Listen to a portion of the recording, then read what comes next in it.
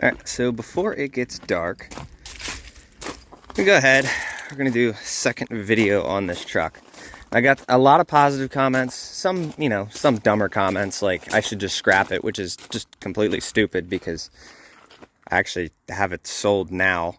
Unless one of you guys beats him to it, but it's sold for $7,000.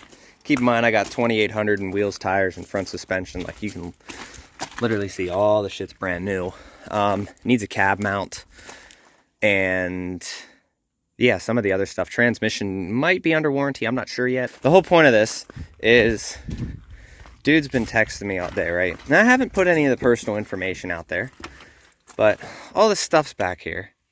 And dude fucking, this isn't the first time, but dude's actually called the police on me a few times in Indiana. So I just had my second conversation with the police in Indiana, again, to tell me that I did nothing wrong, but they're just doing their job, and they called me. So I don't know what to do at this point. Like, I know what's legal and what's not legal. I don't know what to do about the guy, but at this point, I would prefer just to press charges for the property damage. Like, I'm going to go, and I've been through this, so anyone telling me that I can't, I've been through this. It was a 3-year-long process on, like, property damage. Anything over $10,000 is a felony charge. So I need to go and just press charges on this thing after I get the, get the quote back from the shop. And just go from there. It's just little simple things. I mean, this thing was in pretty decent condition when I got it, minus the rust, but he did not care. So I went and fixed this thing because I knew he was going to buy it, and I went and threw some money at it, and then he put like 500 miles on it, but from what I saw, he dogged the shit out of it. Point remains the same. Dude wants to keep calling the cops on me, so I guess I'm just going to keep being petty. And, I mean, there's a burn barrel, and there's a bunch of stuff back here. All I asked dude to do was pay my transport fees. I think it was like $2,600. Like, there's a bunch of new stuff in here. I mean, if I were to go scrap it, that wouldn't make sense. I'd just give Josh the motor or some shit. But like, the motor's $4,000 right there. Trans, I don't know what they're worth, but like the rear end, the front end, like, other than I think the axle bucket had some rust. But all said and done, I could probably do like, I could probably get $5,000 for the motor and the axles. I don't know about everything else, but there's definitely some good parts back in it. I know a lot of it's rusty. I think the doors, the doors are still good. The cab itself could use some work. And the bed's totally trash. But the frame's okay for the most part, but I can definitely get $7,000 is not a problem. That was not like that. That was not like that. I know that. That was all brand new.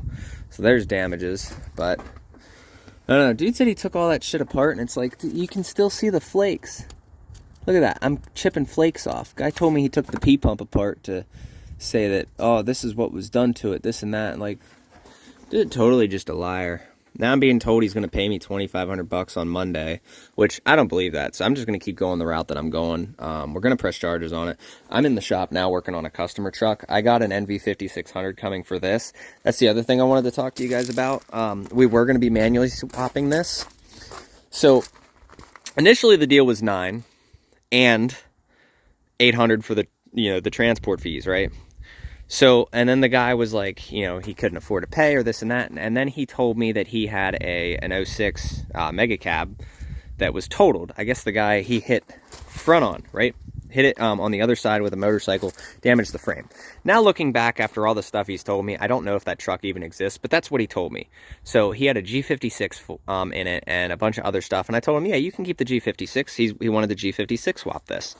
That was going to be pretty cool. What ended up happening was, months go by, or another month goes by, and I'm like, dude, you need to pay me something, right? Because, like, I have this. I can't haul with it because of the transmission and the injectors. I don't want to ruin anything. Because the truck's been super dependable, but I still need a trans and I still need injectors. That's been from day one. I've been driving it around like that. He had that whole parts truck. I'm like, dude, just throw in the trans and I'll give it back to you when I'm done with it. Like, let me borrow the transmission. And then it comes to the point, my transporter guy gets there, it's been 2 months, and he's sitting up there, and dude just totally wants to fight my transporter. So he's like, well, I'm sitting outside your work right now. And then the guy's demeanor just changed dramatically. So then he was like, oh, I don't want to fight. We're just going to go back on the deal, this and that. So he ended up bringing my truck back for me. Late fees on, not getting it. long story short, I'll give you guys more of the story down the road once we figure out what's going on with this and figure out the legal stuff. But like, dude has a house. He has, I think he was married. He's got some kids, and all their stuff is in the back of this thing. And we have text message proof. The guy was told, "Hey, come out, get your stuff out of the truck." He's like, "You can come get your stuff." So dude texted me today. I'm probably gonna put a couple screenshots of things that were texted to me this morning, because dude like saw the video and then he started blowing my phone up. And I'm not harassing the guy at all. Like, he texted me first every single time. And then of course I'm under a truck working, and then I get a call from somewhere in Indiana. I don't know. I just hit my phone wasn't with me, so I had my Bluetooth in.